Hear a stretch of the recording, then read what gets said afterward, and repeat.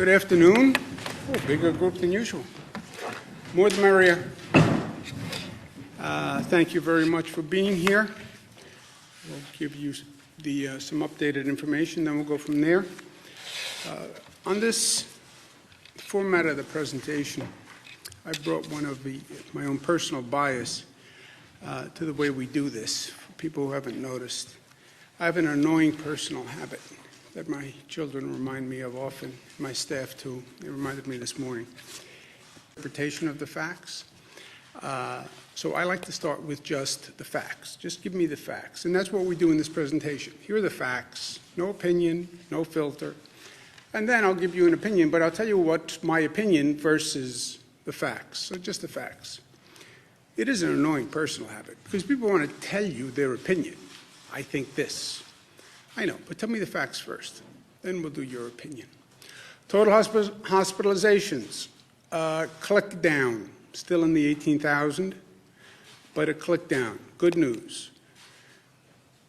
That's a fact. It is a fact. That is good news, not my opinion. You see flattening of the curve, all these new expressions that we never used before. Plateau, flattening, rounding. Net change in hospitalizations, down. That's good news. 3-day rolling average, because remember, any one of these days of reporting, this is a new reporting system. It's imprecise. I wouldn't bet the farm on any one day's numbers, but a 3-day average starts to be a little more accurate.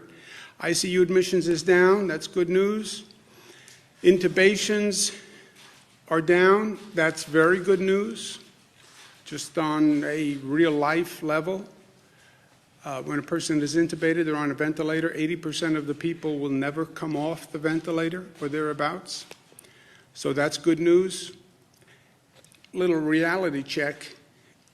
You still have, on a day-to-day basis, about 2,000 people who are being diagnosed with COVID. So we're out of the woods. No, we're still in the woods. The good news is we showed that we can change the curve. Good news is, great news in my opinion, we can control the spread. That is great news. Because can you imagine if we couldn't control the spread? If we did all this and the spread kept going up. So we can control the spread. But you still have about 2,000 people a day who are new diagnosis coming into the hospital system. So it's still a serious public health issue. Lives lost yesterday, 752, which is the painful news of our reality day after day, and they are in our thoughts and prayers. You see 707 in hospitals, 45 in nursing homes. People are interested in those numbers and how those numbers are changing. But you see the terrible news has basically been flat over the past several days. Again, the number of deaths is a quote-unquote lagging indicator. It's almost disrespectful to put it in scientific terms. But these are people who were probably intubated, they were on a ventilator, and then again, a period of time on a ventilator normally has a bad outcome. The total losses, total number of deaths number, the CDC changed guidelines on how they want information reported. They want deaths, and then another category of probable deaths, which is a new category that's done by the local Department of Health or the coroner. So we're going to rationalize those new reporting requirements with local governments and get that information out as soon as we can. We're also, since we have a little bit of a period to take a breath, we're going to contact nursing homes and facilities to find out if there were other people who passed from COVID who were not necessarily in a hospital or in a nursing home. because there is a sense that there may be additional people who have passed away and they weren't included in the count because they weren't in a hospital, they weren't in a nursing home. So we'll be going through that. But basically, the healthcare situation has stabilized. The fears of overwhelming the healthcare system has not happened, thanks to the phenomenal work of our frontline workers, thanks to all the additional capacity that the hospital system created, over 50% additional capacity in 1 month. Just think of that. Thanks to the work that our federal government did, Army Corps of Engineers, providing the beds at Javits and Comfort. By the way, Javits, which is 2,500 bed capacity as the overflow valve, about 800 people have gone through Javits. So thank you very much. And that was a great service that was done by the federal government in a very short period of time. So we have that stabilized. People are still getting infected, but we have the infection spread down to a manageable number. We've accomplished that. People are restless. We have to talk about the reopening of the economy. How do we do this? We have to build a bridge from where we are to the reopening of the economy. Well, what does that look like? Let's say that where we're going, it's not a reopening in that we're going to open what was. We're going to a different place.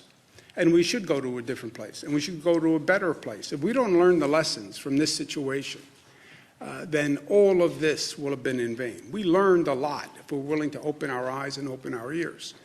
So we're going to a different place, which is a new normal. And we talk about the new normal. We've been talking about the new normal for years. We're going to have a new normal in public health. By the way we have a new normal in an environment, a new normal in economics, a new normal in civil rights, a new normal in social justice, right? This is the way of the world now. We're moving to a new place, more challenging place, but also potentially a better place. Well, when is this over? I say, personal opinion, it's over when we have a vaccine. It's over when people know I'm 100% safe and I don't have to worry about this. When does that happen? When we have a vaccine. When do we have a vaccine? 12 to 18 months. Who determines that? The federal government has to test the vaccine, FDA. It's a big gap, 12 to 18 months, yes. I say the sooner the better. Anything we can do to work with the federal government to get the vaccine done faster, we are all in. You want to use New York State as a laboratory? We are ready, willing, and able. Any way the New York State Department of Health can work with the FDA to reduce that testing period, we are all in and energized and creative and ambitious about it. So anything we can do to accelerate that vaccine, we will do. You need a place to test it in large numbers. Think of New York. But that's the ultimate end, right? We have a vaccine.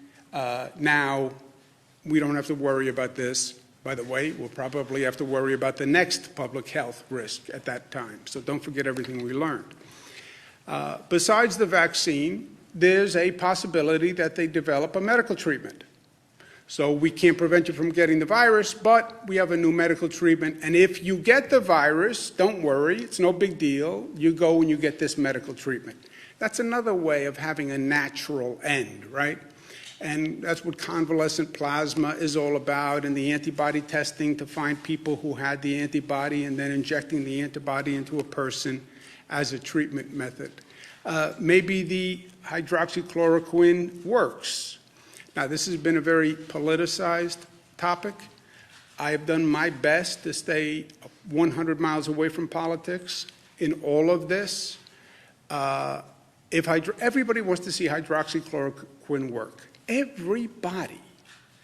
Well, the president says he believes it works, but he's not a doctor. You're right. He says he believes it works, but he's not a doctor. Find out. Find out. And everyone hopes that it works. And anything New York can do to test it, we will. We are now testing hydroxychloroquine. There are a number of hospitals that are doing it. It's not a government decision. It's not a political decision. The medical doctor decides. And if a medical doctor decides it works, fine.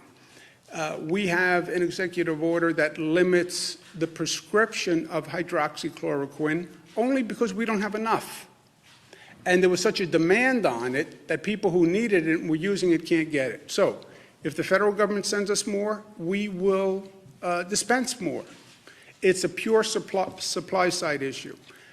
Or maybe they develop another drug that they figure out has an effect. That could happen between now and the vaccine, and we all pray that it does. But until you have the vaccine, until you have the medical treatment, what do? How are you building the bridge? Well, it's going to be a phased reopening, right? And during the phased reopening, the priority is make sure you do no harm and keep your eye on the public health issue. That is what is key in all of this. So it's going to be a calibration of reopening based on public health safety and that infection rate, because what we have done and the reducing of the infection rate is a pure function of what New Yorkers have done and what people across the country have done. When you relax that social distancing, you could very well see an increase in the infection rate. So it's all a calibration to the public health, but it's going to be a gradual increasing of economic activity in calibration with the public health standards. The single best tool to doing this gauging, right, is large-scale testing. Test, trace, and isolate. This is what everybody's talking about. What does this mean? It means you test, you find a positive, you trace back who they were with, where they were, test those people, and you isolate the people who are positive. It's inarguable. It's just very, very hard to do. And it opens this new world of testing. And this new world of testing is a new world to all of us, by the way. There's diagnostic testing. Are you positive or negative? There's then testing for antibodies. Were you exposed? If I find out that you were already exposed and you had the virus, now you can go back to work because you had the virus, you have antibodies. Antibody testing, once you have the antibodies, you can help develop convalescent plasma where they can take your blood, take those antibodies, use it as treatment. There's saliva testing, which is faster and easier. It's not blood testing, it's not a swab, it's just saliva, but that's a new form of testing that's just being developed. There's finger prick testing, which is less invasive, but also being developed. There's full blood sampling testing, which is obviously more intrusive. But to do the testing, you need testing equipment. You need swabs, you need vials, and you need all of these things at a capacity that does not now exist. Where do you do the testing? We've been doing testing in hospitals. Frankly, that's not a great place to do testing. You don't want people walking into a hospital emergency room who may be positive for COVID. Our drive-through locations are better. But how do you bring that to scale, all right? And then, even if you have the equipment and the testing site and the personnel to do the testing, where do you get the labs to test all of these tests? This is a whole world of questions that nobody has ever seen before. The bottom line is, well, you need large-scale testing. Let's do it. We can't do it yet. That is the unvarnished truth. I know because New York has been doing this since this started, exploring this new world. We have done more tests than any other state. We've done over 500,000 tests. Which is more than the other states that are near us combined, okay? So we've been very aggressive here. But in all this time, we've only done 500,000 tests. Now, that's a large number of tests, yes, but this is over a 1 month period. And even 500,000 tests. You're talking about a state with 19 million people, right? So you get a sense of the scale of what we have to do here. We cannot do it without federal support. And I've been saying this for days. If you have a state that has a lower need, yes, they may be able to do it. But when you have a state that has to do a large number of these tests, I'm telling you we can't do it without federal support. And I've said that from day one. We will coordinate, and we have been coordinating all the tests in our state. That's how we got to that 500,000 number. More aggressive than I think anyone else. We have 228 private laboratories in this state. We will coordinate with them. We'll make sure that we're not competing with ourselves because there are a lot of groups that are now testing. New York State Department of Health developed their own antibody test. And that test is going to be very important, and it's in our control because we'll actually do those tests. We don't need a private lab. We don't need anyone else. With those tests, it will go to about 2,000 per day capacity, and that is a finger prick test, so it's not terribly invasive. Even I can endure the pain of that one.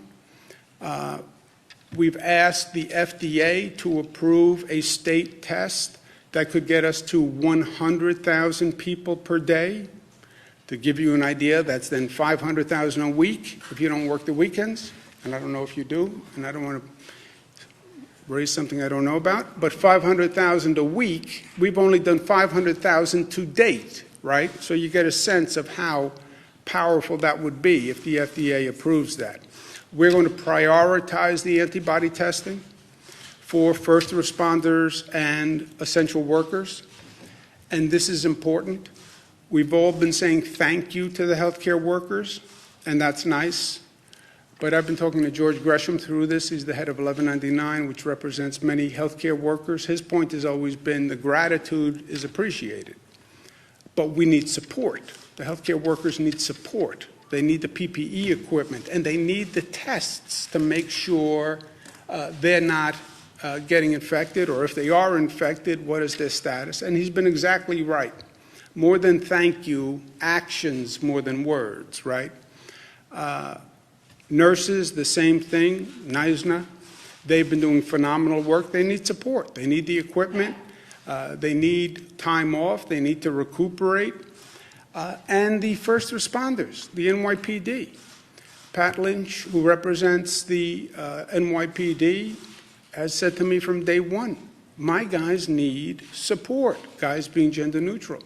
They're out there every day. They live in the downstate area, and they work in the downstate area. Many live in Nassau, Suffolk, Westchester, Rockland, Orange, and they're working in New York City.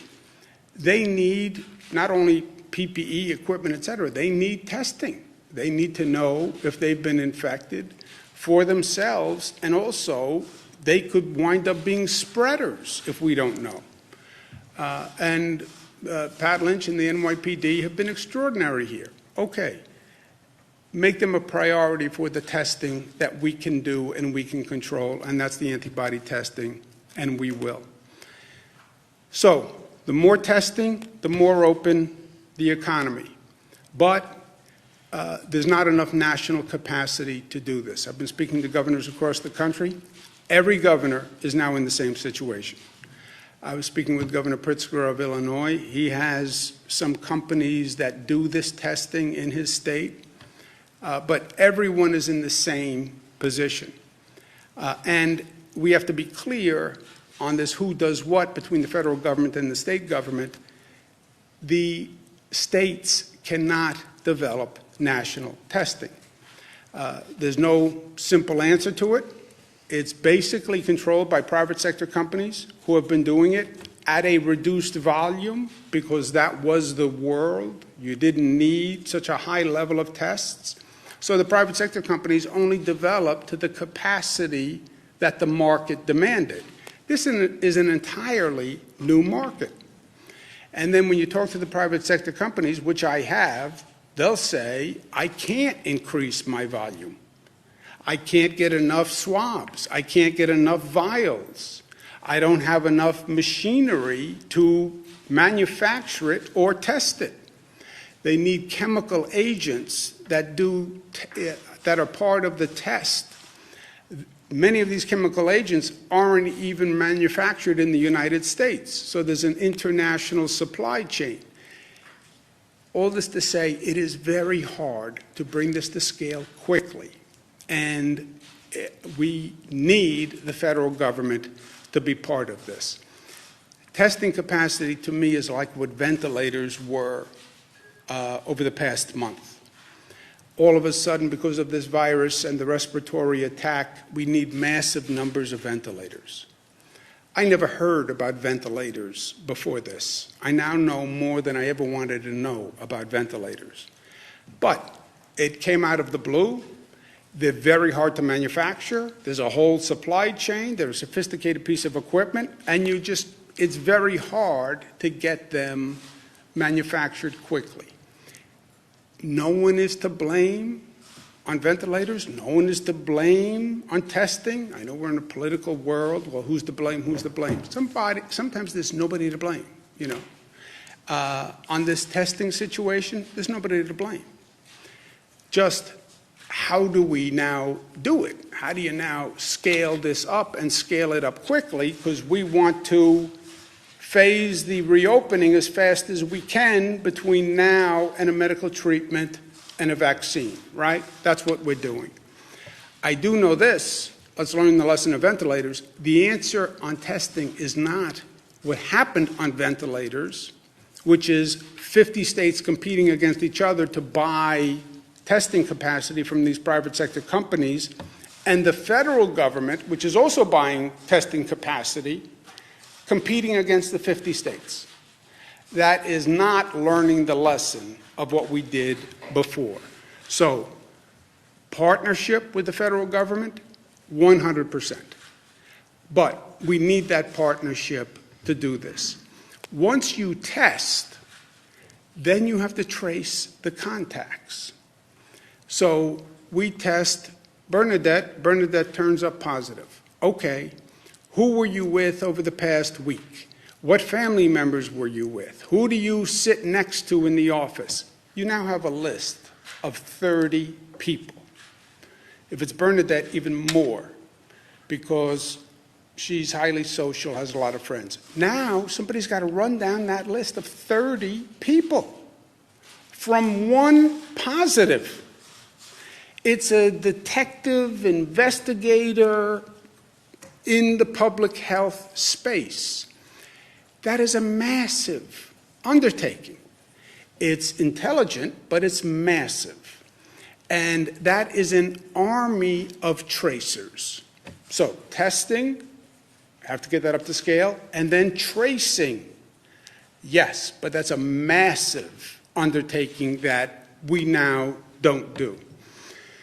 So, testing, tracing, isolation. Yes, we have to do that in concert with the federal government. Again, no one's done it before. No one has done it to this volume. And second, for the states to do this role of reopening, we need funding. And the past federal legislation has not provided it. It's that simple. They funded many good causes, hospitals, small businesses, etc. Yeah, but you now want the state governments to do all this work. Do this, do this, do this, do this. Okay, I'll do everything I can. I need your help with the things I can't. But you have to provide funding because at the same time, the state governments are broke. And that's not just me. That's every governor in the United States. That's the National Governors Association. The chairman, Governor Hogan, good man, Republican, and myself, vice chairman for the National Governors Association, wrote a joint letter saying the states need $500 billion in funding because I have to be afloat and have some capacity to do all these things you want the governors to now do. And that has to be in the next federal legislation. and there can't be excuses about it. So from today to 18 months, which is the last date for a vaccine, that's what we have to work through. First rule, do no harm. This is a public health crisis. We're still in the woods, and just because that number has plateaued doesn't mean it's any time to relax what we're doing. So do no harm, don't go backwards. Hope we find a medical treatment between now and 18 months. In the meantime, testing, tracing, trying to get that up to scale, which is going to be the equivalent of trying to get Apollo 13 back to Earth, 220,000 miles, 50 years ago. It is a very difficult task. It can't be done perfectly, I can tell you that right now, but we can do better than we're doing. And in the meantime, a phased reopening of the economy as educated by testing, tracing. Now, one other point on the phased reopening. What does that mean? And how do we phase this reopening until we get to a medical treatment or a vaccine? This is what we're thinking about. We need clarity on what the federal government is going to do and what the state governments are going to do. I heard the president last night. The states, it's up to the states, basically. Great, I get it. And the states can do the do no harm. It is their job to do the public health monitoring. The states can also do the phased reopening plan. We cannot do, the states that have a large problem, cannot do the testing and tracing without federal assistance. And that's important. On the reopening, we can do, and we have a blueprint for the reopening. Again, as guided by testing, tracing. But there are two factors really on the reopening. How essential is the business, service, or product or function? The more essential a business, service, or product, the more urgent the need to immediately get them back online or as soon as possible. So, how essential is what the business does?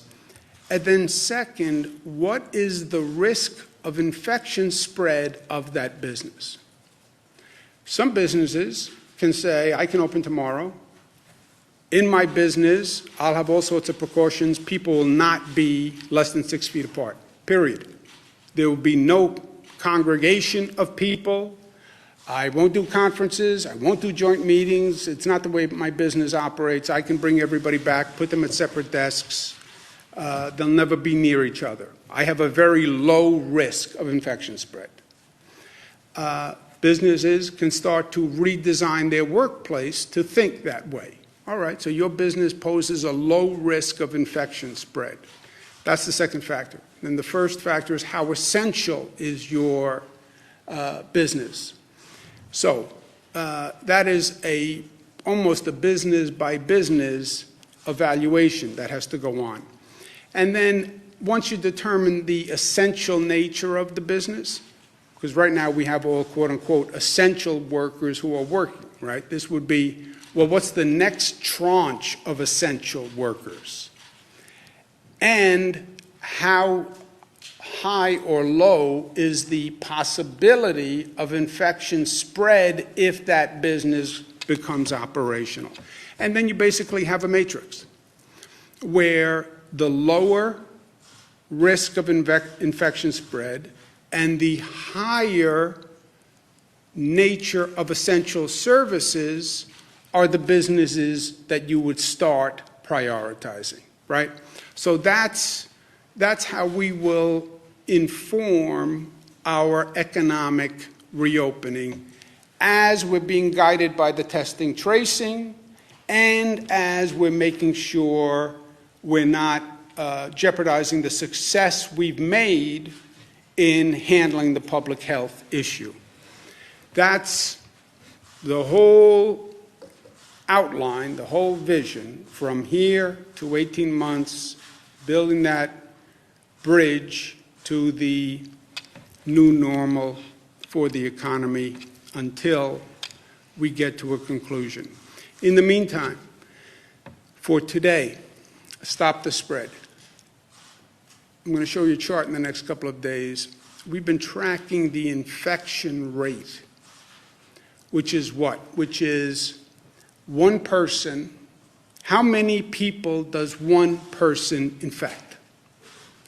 Does one person infect one person? 2 people? 3 people? That rate of infection is the difference between a manageable situation and a pandemic. And they can calibrate that for what Wuhan did, where we are now, and where we were. And it is a fascinating analysis. But in the meantime, what do we do today? We have to continue to stop the spread. This is a constant calibration also. I'm going to issue an executive order that says all people in public must have a mask or nose covering, mouth and nose covering, and they must wear it in a situation where you cannot or are not maintaining social distancing. Meaning what? Meaning the same thing we've been saying from day one. If you're going to be in public and you cannot maintain social distancing, then have a mask and put the mask on when you are not in socially distanced places. You're walking down the street alone, great. You're now at an intersection and there are people in the intersection and you're going to be in proximity to other people, put the mask on. Your right to go out for a walk in the park, go out for a walk because you need to get out of the house, the dog is getting on your nerves, fine. Don't infect me. You don't have a right to infect me.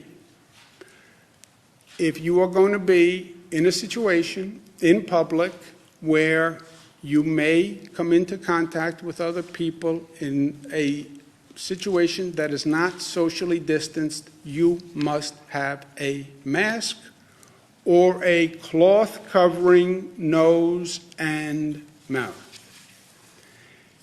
That is by executive order. So if you're going to get on public transit, you're going to get on a bus, you're going to get on a subway, you're going to stand on a subway platform, you're going to walk in a neighborhood that is busy, you're going to be on a sidewalk, you're going to pass other people on a sidewalk, you're not going to be able to maintain social distancing, you must wear a mask. Or cloth, or an attractive bandana, or a color-coordinated bandana, cloth, but you have to wear it in those situations.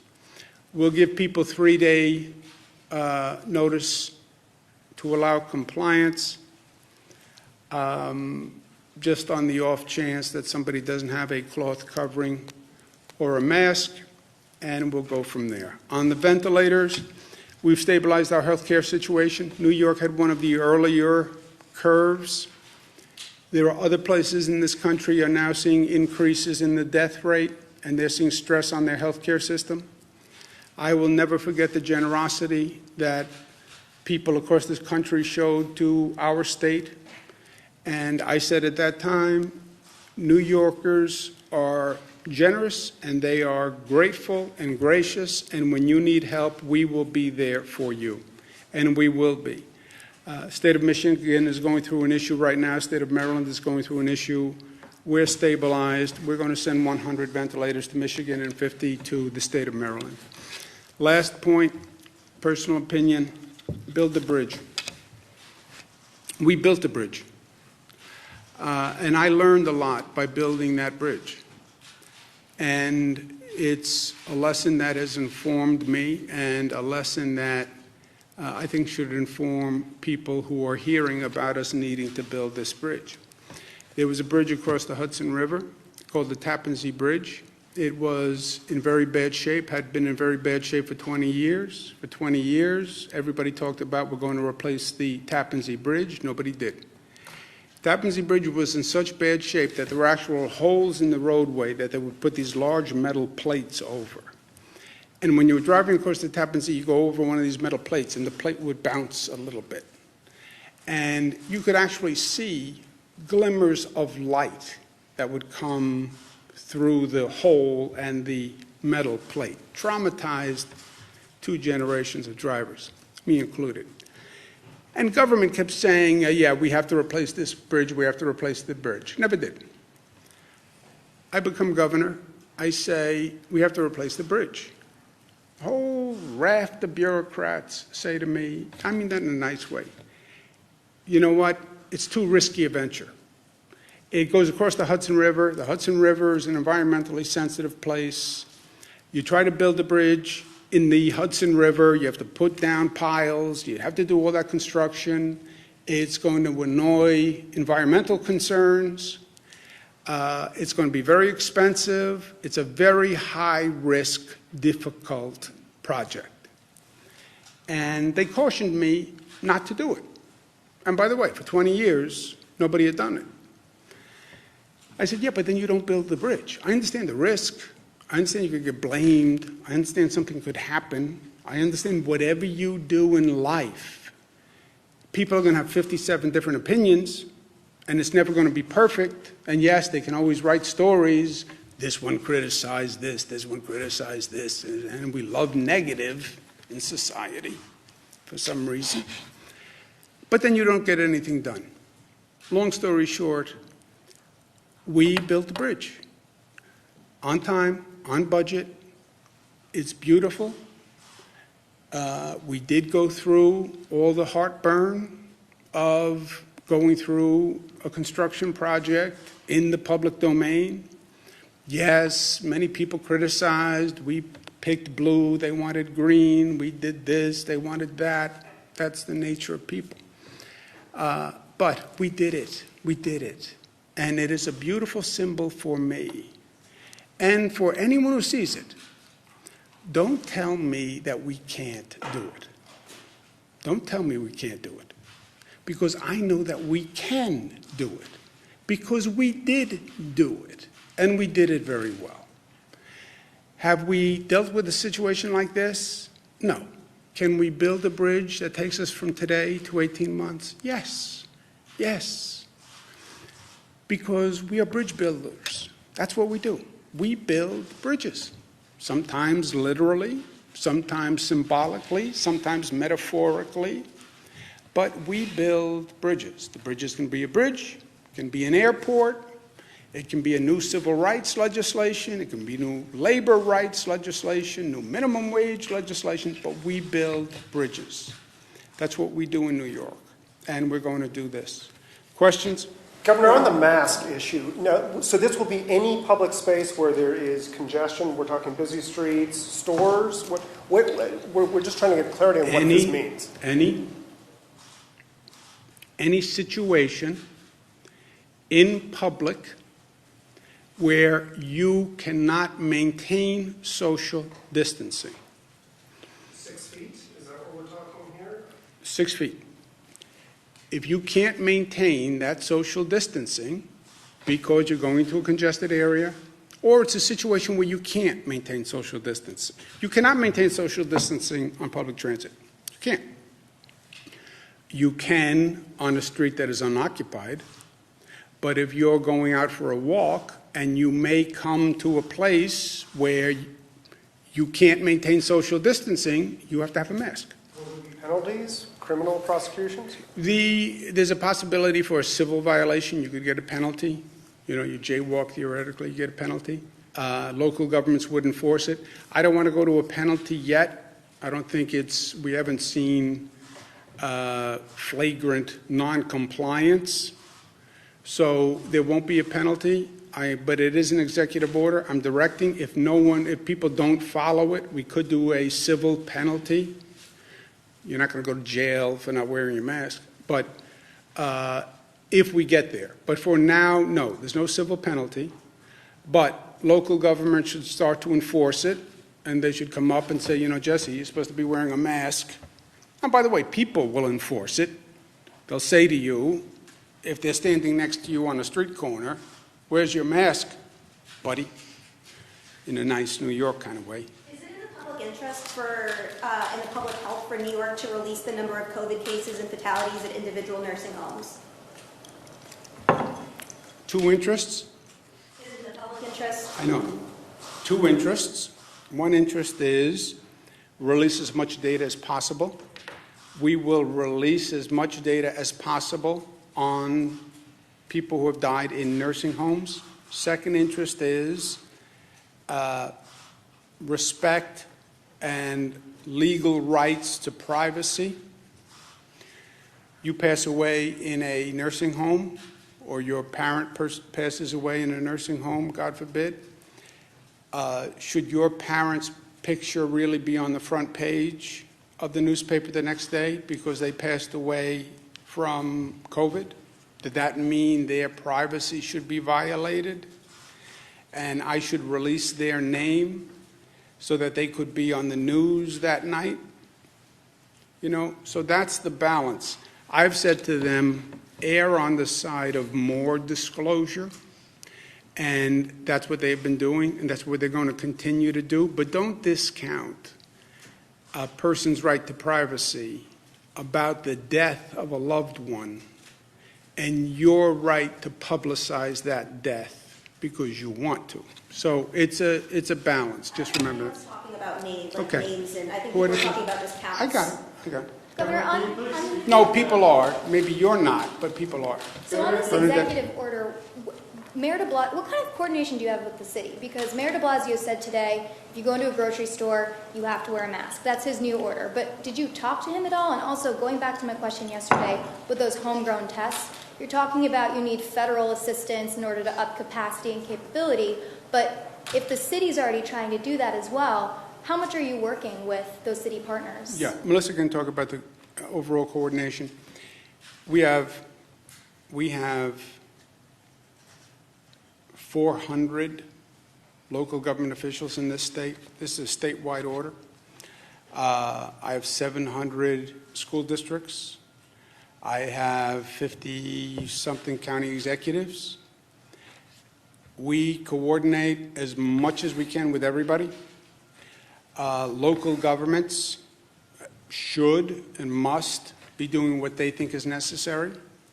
And then we have statewide directives that everyone should do because we have to have one state plan, right? And then I have to turn around and coordinate with New Jersey and Connecticut and 5 other states.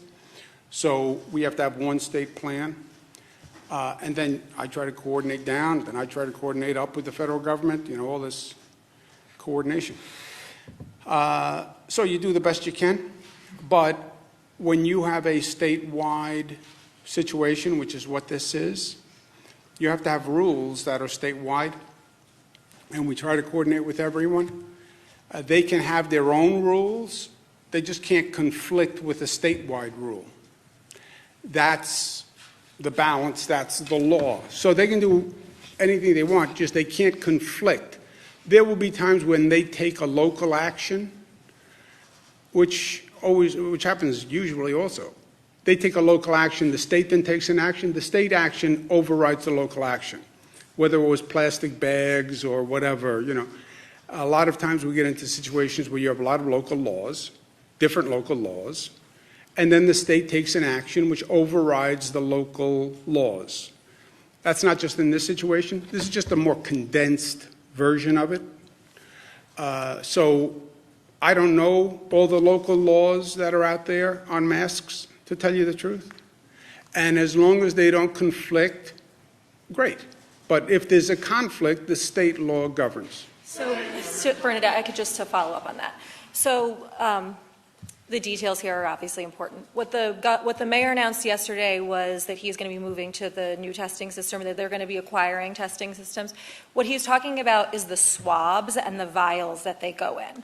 What the governor is talking about is testing capacity. We've been limited by the testing capacity in the labs. So there's two parts to that. There's the swabs that you use to actually get the sample, and then you send it to the lab. And you are constrained by the testing capacity in the lab. So what the governor's talking about is increasing the capacities in the lab, and we are working hand in glove with the city on that and all of our local governments.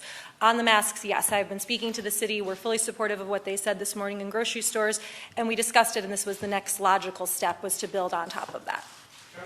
So, maybe just so you understand testing and how complex this is. The first issue is you can't bring it to scale, but forget that. Before you even get there, you can't get enough equipment, testing equipment, swabs, vials, literally the material that you need. When you talk to a private sector company, this is all done by private sector companies. When you talk to them about how do you triple capacity, they'll say, I can't get the swabs. I can't get the vials. I can't get the physical equipment. That's one step. They'll then say, I can't get the testing agents, the chemicals that they need to do the actual testing. They'll then say, I don't have the machines that can do the testing. So you have that whole supply chain. On top of it, you have people contracting for tests, all the states, the federal government, local governments, cities, counties, towns, all across the country. You then have private companies that are trying to buy tests. Why? Because I have my workers coming in, and I want to test my workers. I'm an essential service. I'm a food manufacturer. I have 200 employees. They're going out to buy tests to test their 200 employees.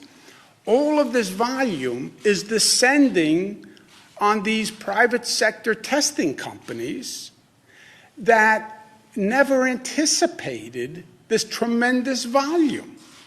So you're one of these testing companies, they're getting called from everybody. Private companies, local government, states, federal government, I need more, I need more, I need more. So you have this whole, it's just a complicated, chaotic, it is what ventilators was, probably even worse. Now, can the federal government do this? No. Can the state government do it? No. Can anyone do it? No.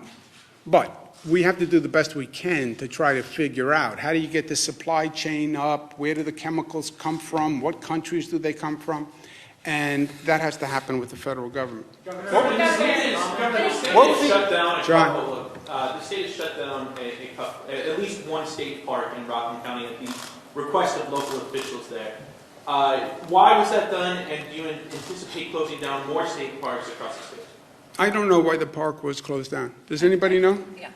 Melissa? There were complaints from some local elected officials, I believe, in Rockland County, and so the Parks Department evaluated the situation, and they decided to err on the side of caution, and so they've temporarily closed the park. Our goal is to leave the state parks open because, as the governor said, we do want green space where people can go and get fresh air and exercise safely while they're able to social distance. So we're going to evaluate that situation and make a determination for the long term, but for the short term, it is closed. Governor, your death toll now outpaces far way too many other states. Can you please comment on whether or not you think that the state should have closed down sooner, and if you believe closing down the state sooner would have saved more lives in New York? Yeah, look, we can go back and do a retrospective sometime when this is over. As I said, I don't like to do Monday morning quarterback when you're at halftime, because you're at halftime. So it's not really, I don't know how this turns out. I don't know how it turns out for New York. I don't know how it turns out for the nation. So I just don't see how you start to do a game review while you're at the middle point of the game. If you forced me for a game review now, I would say, yeah, I'd like to know, let's go back to December, January. Who was saying what, when? Where was the international health community? The president says, where was the World Health Organization? This is not my world, right? I don't know who should have done what, when, in January, February, et cetera. On the New York, which is a convenient fact that people miss. There is no state that moved faster than the state of New York from the time of our first case to starting to shut down to total shutdown.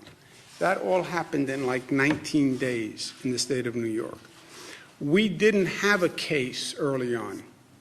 Remember, this was Seattle, state of Washington, California first. It came to the East Coast later. But from time of the first case to total shutdown, New York State was the shortest period of time. There were, excuse me one second. And then we had steps in the middle between first case and total shutdown. We did schools, we did 25%, 50%, 75%. But the whole thing was 19 days. And what you also have to remember is, and just as a matter of days, on the factual question of speed of movement, no state moved faster than 19 days from first case to total shutdown. Second point is, it was not about my declaring a total shutdown. No one had been here before, and yeah, I can sign an executive order saying total shutdown, and the people of New York can say what they would like to say, which it said nicely is, I am not going to comply with that because it's highly intrusive and you have not shown me any need for that action. Do you personally regret not moving quicker? No, I moved faster than any state in the nation. What else do you want? Governor, I have two questions on the masks. There's video out of Philadelphia of 10 officers pulling a man off of a train who was not wearing a mask when he was told to put one on or get off. Obviously, in New York, public transit is big. If that happens, if people refuse to get off the trains, what will happen to them? Yeah, we're not there yet. There is no civil penalty yet. There is no mandatory eviction from a public transit yet. Step one is, talking before, the way I govern is I try to lay out the facts to New Yorkers and then say, this is what I propose given the facts, right? Started by saying, here are the facts. It's not my opinion. It's just here are the facts. Then I'll offer my opinion, and you can throw it out the window, throw it in the garbage pail. Then I'll say, this is what I propose based on the facts. Our success here has been the very high compliance rate with a very aggressive policy that came out of the blue. I mean, just think what you're asking people to do. Stay home and don't go outside. Why would you ever believe New Yorkers would comply with that? I think we were very effective at laying out the facts and explaining why. They're staying home, not because I'm giving them a ticket or because I am saying you'll go to jail. They're staying home because they say, I heard you, and it makes sense to me, and I'm doing it because it makes sense to me. So I haven't given anybody a ticket for running a business. I haven't given anybody a ticket for violating anything. It's because they understood the facts. Where I am now, I'm saying, here are the facts. Stopping the spread is everything. How can you not wear a mask when you're going to come close to a person? On what theory would you not do that?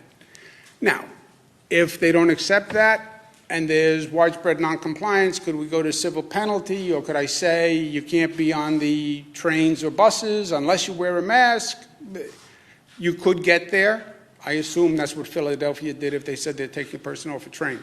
But we're not there yet. And I hope New Yorkers will do it because it makes sense.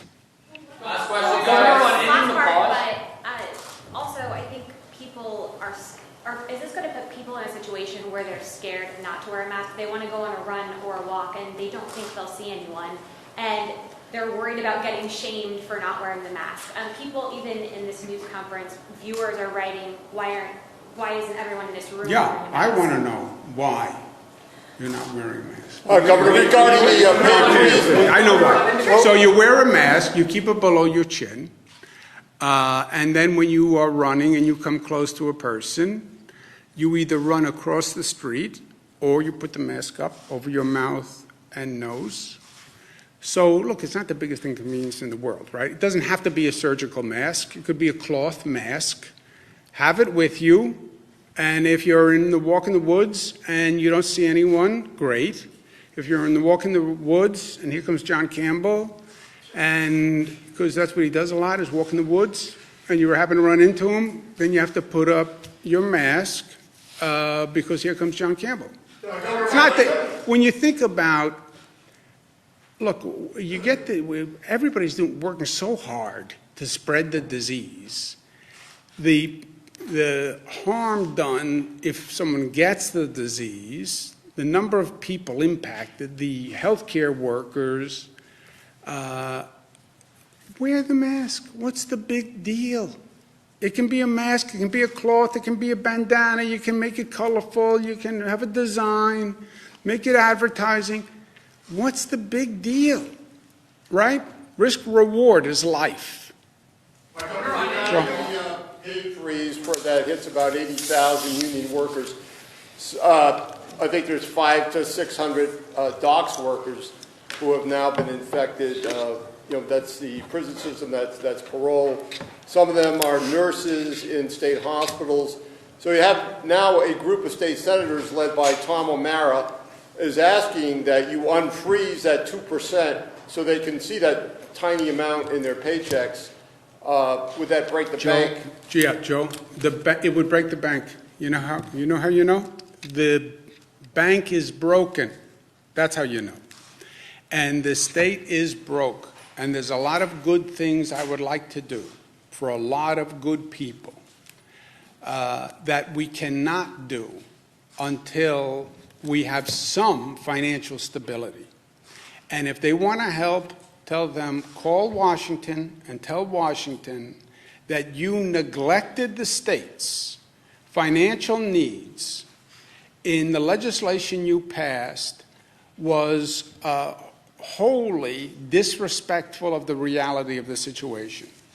And you know that state governments are insolvent. You know they had to freeze pay increases. You know they had to take all sorts of drastic measures. They couldn't fund education the way they wanted to. Provide financial assistance to state governments so they can do their work. I have to go to work. Say to how does freeze fit in on ending the pause or winding down the pause? That's one of the main systems, right? We have these states working together. What they need to coordinate are the systems. You need transportation, you need economics, school system. They all go together, or none of the gears can turn unless all the gears turn. Remember?